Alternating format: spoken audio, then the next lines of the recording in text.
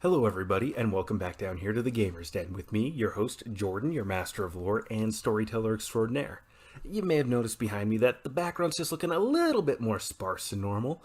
Unfortunately, my most adorable co host, learner, initiate, and adept of the secret arts of storytelling, got a little bit overexcited and ended up tearing the poster from the wall. Not to the point that I can't repair it, but enough that I'm going to try to find some other decoration at some point. But enough about that. Let's go ahead and just dive right into today's subject. And we're going to be continuing on with our Player's Guide series, taking a look at our damage dealing Fists of Fury monk build. And today we're going to be taking a look at two essential things for the character. Things that we finally get to have a great deal more control of, and a greater ability to pick and choose how we customize and build this character. Those are skills and feats. Now, if you're following this particular build, some of the choices are going to be pretty readily clear. There's of course always going to be flexibility. Use this guide, as I've said before, as just a means to inform yourself as to what is going to be mechanically more effective. Roleplay and fun absolutely outweigh any sort of mechanical benefit. I'd say the only instance where it really does is if fun for you is building a mechanically maximized and effective character, in which case, hey, go hog wild with it. But for now, let's go ahead and dive right into the skills here. First thing to note with the skills is that we get extra skill points from our intelligence score bonus. Although in this case, at an 8, we are actually at a penalty of a -1, leaving us only with the 4 skill points per level that we get just from leveling up and advancing in the class. So we need to really be careful and selective about which skills we end up picking up, and there are two that really stand out to begin with. Starting off is acrobatics. This is going to be essential for the build, because remember what our secondary goal is, or well, what our secondary concern is, rather. We don't have a great armor class for, the first 10 levels or so. And not only that, we don't have a great deal of hit points. So with acrobatics, the acrobatic skill has a tumble feature, which will allow you to move through an enemy's threatened space without taking an attack of opportunity from doing so.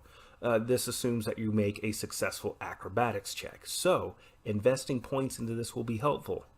Luckily, you have a good dexterity score and you're not dealing with any encumbrance or armor penalties, so you should be able to make it through pretty reliably as long as you put a point into this every level. And one thing to note though is that, why wouldn't we do this for other classes like the fighter character class? Well, part of it I already mentioned. They have armor penalties, and not only that, armor limits the amount of a dexterity bonus that they can use for things like their skills. So they're at a significant handicap already, topping this off with the fact that they don't get the acrobatic skill as a class skill, so they can't really build it up in the same way. They don't get a lot of the same bonuses with all of this. So it's not really going to work out all that well for them. To top it off, wearing heavy armor reduces their speed from 30 to 20.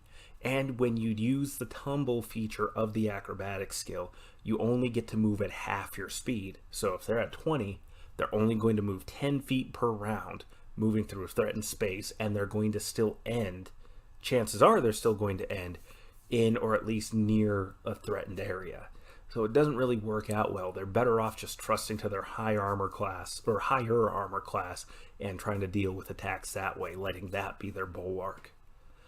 In your case, though, being that we're building a monk, yes, we're starting off with a dwarf that has a speed of 20, but monks get that increased speed class feature.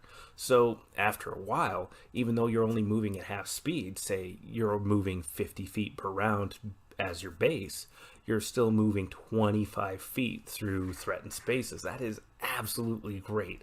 This particular skill meshes nicely with that class feature. Next up, we have perception.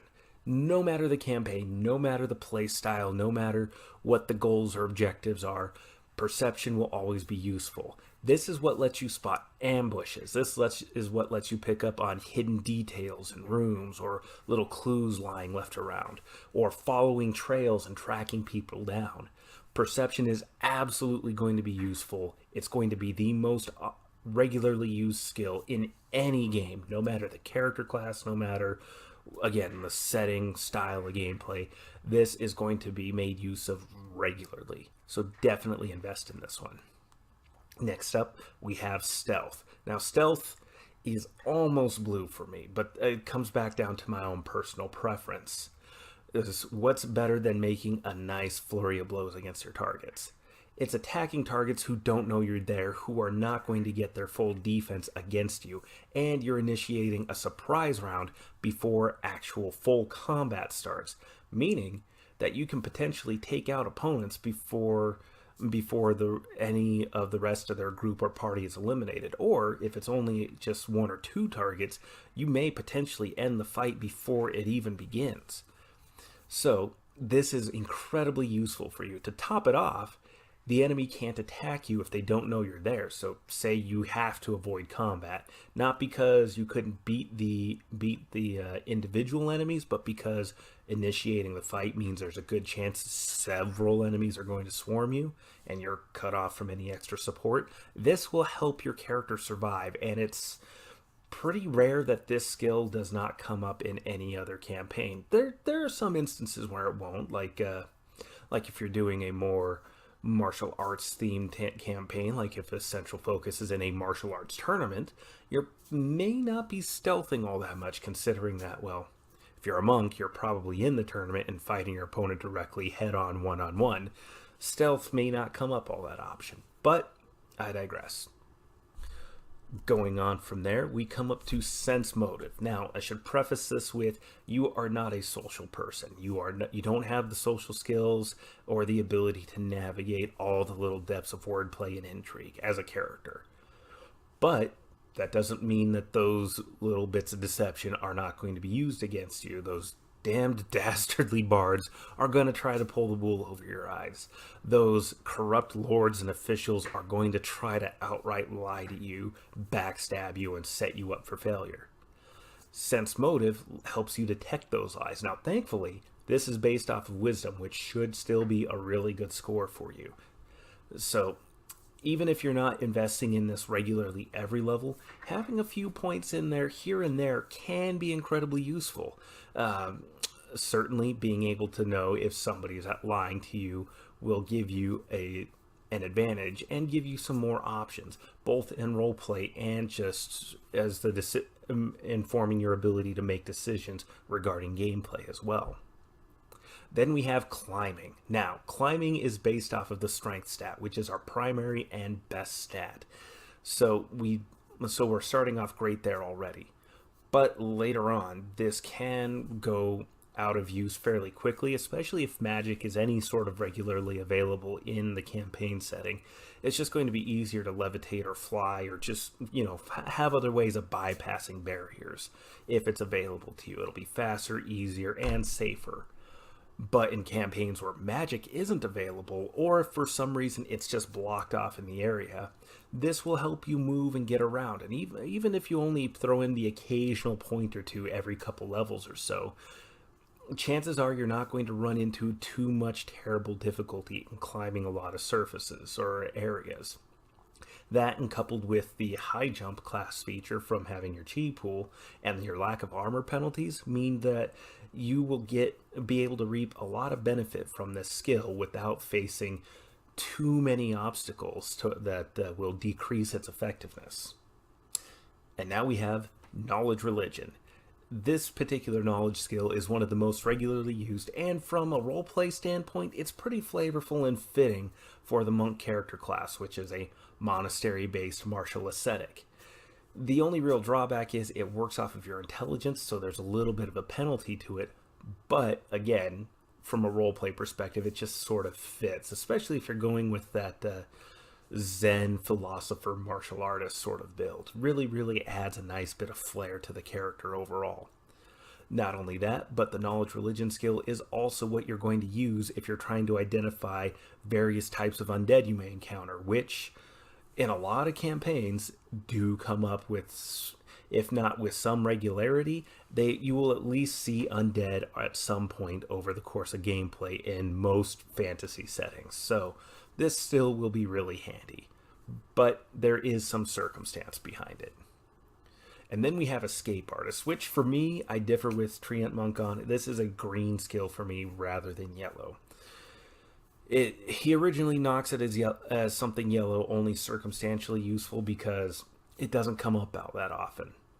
For me, if my players do end up getting captured, they are absolutely being bound up and gagged. In the case of spellcasters, at least if they're, and they usually are readily identifiable as spellcasters, they're getting their fingers broken on top of being bound and tied up.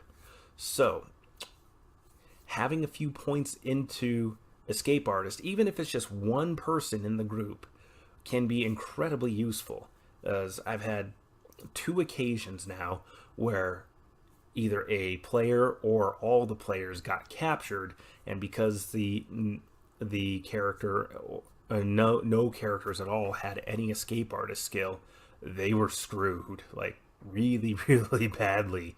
It was a TPK in the most boring fashion possible. A TPK is a total party kill for those of you new to gaming. Everybody had to roll up new characters. It was hilarious, but also sort of anticlimactic. So even if just one person throws a couple of points into it, it'll be useful. And in your case, you're working off of Dex, which is a good score for you. And just having a few points in there will usually mean that most rope bindings, which are going to be, chances are going to be the most common type of binding, will be easy for you. Same thing with some of the more basic manacles. You're going to have a reasonable chance of success when you try to use this skill. Now, we come up to the really big meaty part of this episode, and I'm going to try to get through it as quick as I can while still trying to provide an effective breakdown. So, feats. What kind of feat selection should you be going through? Like with skills, I've listed the most important, absolutely must-have, you should get type of feats first. Also note that through certain sections here, I've noted which feats are going to be extra feats you get just from being from the monk feature that gives you extra feats while ignoring the prerequisites. But starting us off, we have Quick Draw. Quick Draw is absolutely essential for you because this lets you draw out and switch to weapon attacks when you need to have specific damage reductions, especially earlier on in gameplay over the course of the campaign or however many series of adventures you're going through. Like with the fighter class, what this does is it makes your drawing action, instead of a standard action, it makes it a free action, leaving you able to make a full attack and do your flurry of blows, keeping your damage levels pumped up to where they need to be. Then, in conjunction with that, we have Power Attack. Again, you trade 1 point of attack bonus, getting +2 damage to all of your attacks for the full round. Attacks of opportunity, all your flurry of blows, everything gets that damage boost and that little penalty to boot. So this is absolutely a must for you. Then we have Deadly Aim. Deadly Aim is the ranged version of Power Attack, so you're trading 1 attack bonus and getting +2 damage. You want this because even if your DM is flexible and has reworked the weapon proficiencies for the monk character class, or is letting you do that redesign yourself, shuriken are the only ranged option that monks are proficient in. Now, shuriken by themselves are kind of a crap weapon. They do 1d2 points of damage. You add your strength on top of it. Their only real saving grace is that you can draw them as a free action while you're throwing them, but most character classes are not really going to see a huge benefit from these. Maybe rogues can, maybe ninja can with their various sneak attack bonuses, but these really shine well with monks because you can use them with your flurry of blows. So this gives you a nice flexible ranged attack option. And using Deadly Aim with this will boost that damage potential. So that's really, really handy to have. Then we get improved grapple, which is one of the extra feats you get from from being a monk. And what this does is it makes grappling normally attempting a grapple mover will provoke an attack of opportunity. This essentially makes you proficient with grappling, so you do not get an attack of opportunity against from the target that you are trying to grapple. The really big benefit, though, is this opens up the greater grapple feat, which is incredibly handy to have. Speaking of greater grapple, this lets you maintain the grapple as a move action, which leaves room for you to make an attack on your target. If you're grappling mages, which I definitely recommend you do, grappling spellcasters really interferes with their ability to start launching all those pesky spells. So if you're grappling the mage target, I recommend you use the attack action and start breaking the mage's fingers. You don't want them to be able to cast, and if they ever get away from you because of, well, whatever spells or contingencies they may have in place, they cannot immediately or as readily threaten you or the rest of the party. As we'll break it down later, but spellcasting requires verbal components, somatic components, and also they require gesticulation and finger movement. So they have particular actions for weaving magic. To do so without having to use their hands requires the still spell feat. So unless a mage has that, you're really crippling their ability. Pardon the pun. You're really messing with their ability to cast spells.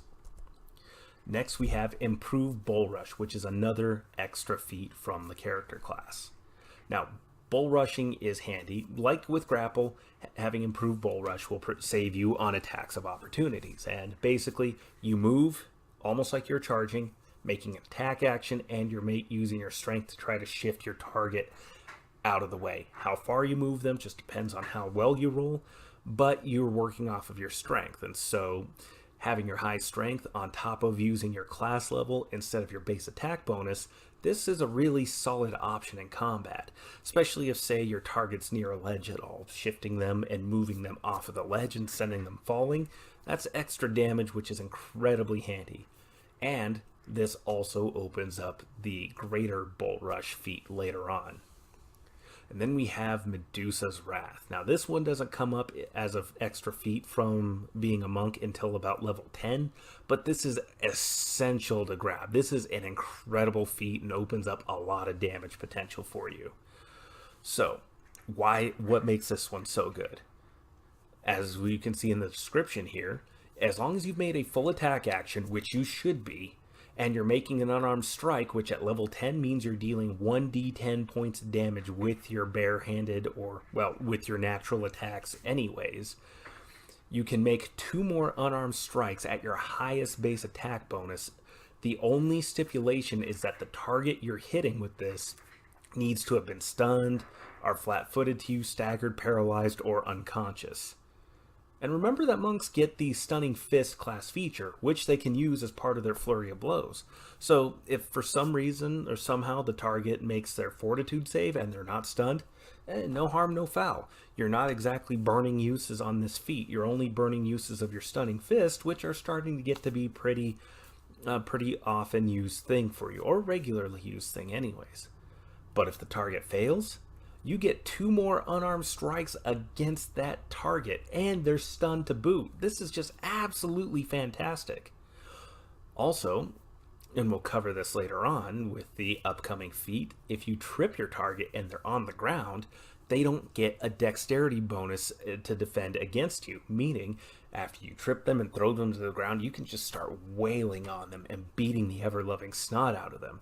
This is a great feat to have, and to make it better, it ignores all the prerequisites, which normally require you take a successive series of very crappy and ineffective feats for you. This is great to get. This is a must-have. Then we have Combat Reflexes, which is another extra feat that you can select. I like this one a lot. The Treant Monk and I kind of disagree on this one, but that's just because I feel like you get extra attacks of opportunity based off of your dexterity modifier.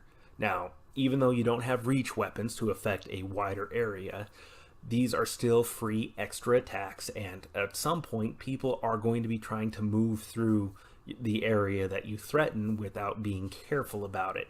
So this is an extra attack you can make at your highest base attack bonus, throwing out extra damage, and that's our primary goal with this build, so this is a good one to grab. Another one that's an extra feat is the Deflect Arrows feat. So with this, as long as you have free hands available, which, depending on the situation, maybe you do. Early on, you may not always, but later on, you more than likely will. You can avoid one ranged attack per round by using a free hand to deflect an arrow out of the way. It's handy for staving off that extra bit of damage that may have otherwise affected you and ruined your precious hit point resources. Now, after this, we have Dodge. Dodge is actually really good for you. It only provides a +1 bonus to your armor class when you're using it, but remember, early on and even mid-game, you're not going to have the greatest of armor class, so getting an extra +1 is going to be helpful. And then we have Improved Trip. You make a combat maneuver check to knock your target prone. Pretty handy, and as I mentioned with Medusa's Wrath, this works in conjunction with that really well. And when your target gets up, unless they have a specific ability or feat, they will provoke an attack of opportunity, which makes having combat reflexes handy. So, and you can do this as part of your Flurry of Blows attack. So if you're out of Stunning Fists for the day, or you feel like you really need to save them, you can use a trip attack as part of that. Then we have Mobility. Now, normally you are going to be tumbling through your target spaces and avoiding attacks of opportunity that way, but the dice inevitably will turn at you at some point. It's just a statistical guarantee. This gives you a +4 armor class bonus against attacks of opportunity when the absolute worst happens in that case. Then we have Nimble Moves. This treats 5 feet worth of rough terrain as normal terrain, so it works really great for your 5-foot steps. Now, the differences in terrain. Normal terrain, you just a 5-foot square, you move 5 feet. Rough terrain, you want to move through a 5-foot square, you have to spend 10 feet of your movement. So this absolutely ruins your ability to make a 5-foot step, as I mentioned before. But having this really just helps out with that. And it works great in conjunction with the Step Up feat, which means when your opponent makes that 5-foot step away from you on their turn, you can, as an immediate action, as long as you haven't made a 5-foot step already, step along with them to stay close to them. This is handy, again, for those spellcasters. Staying close to them and threatening them while they're casting their spells is incredibly handy. They may still get a few spells off while you're next to them, but just even being there to be a constant threat and constantly force them to have to be careful is really useful. And then we move on to Greater Bull Rush. This lets you make that combat maneuver check to push your physically push your opponents out of place, and then cause them to take an attack of opportunity for every 5 feet that you move them. And also, if you have friends or allies nearby, they're getting to make their attacks of opportunity against that target as well, as you move them through their threatened spaces. So all around, really handy to have, and again, this works really well with that combat reflexes feat. And then we have Greater Overrun. Now, Greater Overrun, Treant Monk recommends you use this over tripping. This lets you knock your opponent prone as you move through them and get through the other side. And when they're knocked prone, it provokes attacks of opportunity, which is handy. And now we come to Weapon Focus, which I'm a little bit divided on. It's kind of green for me because improving your chances to hit is always useful, but it only improves it by a +1 bonus. But you can use it for your unarmed attacks. And again, while that bonus isn't huge, Treant Monk is right to point out that the +1 adds up just given the sheer number of attacks you are throwing out, even more so with the attacks of opportunity from your combat reflexes feat. So this can make a pretty solid difference for you.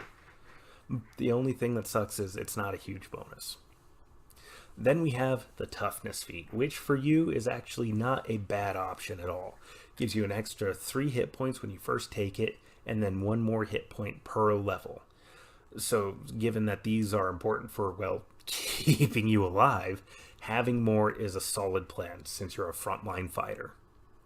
Now, we have point blank shot. This becomes green if you're wanting to focus more on using shuriken as part of your flurry of blows, but shuriken, if you're following this build, should be that secondary option. If you can't get close enough to your target, or you just don't have a way to get closer to your target, throwing a bunch of shuriken at them will be useful. With point blank shot, this gives you a +1 attack bonus against targets within 30 feet of you, which, again, you're a frontline fighter, they're going to be about that close more often than not. But more importantly, this does open up other feats like far shot. Far shot increases the range of, well, your ranged attacks overall. And this works really nice with shuriken, which have a short 10-foot range increment. So this makes this attack option much more flexible and gives you a greater reach overall. And that's really most of the feats overall there. The rest just come down to being circumstantially useful or just outright ineffective for you. And again, like I mentioned before at the start of this episode, this is just a general recommendation. Well, this is a more optimized damage dealing build guide, but again, these are just general recommendations, and this is more meant to inform you. So if you see a way to make something that's more suited to you, your own little tweak or addition, absolutely go with it. This is not set in stone law. This is mostly meant to help you focus the character class a bit more and settle on what exactly you want to do with them, because monks are just kind of confusing at first glance just because they depend on so many different ability scores to be effective. But with that said, I have been your host, Jordan, your master of lore and storyteller extraordinaire. Thank you all for your time. You folks have yourselves a good night.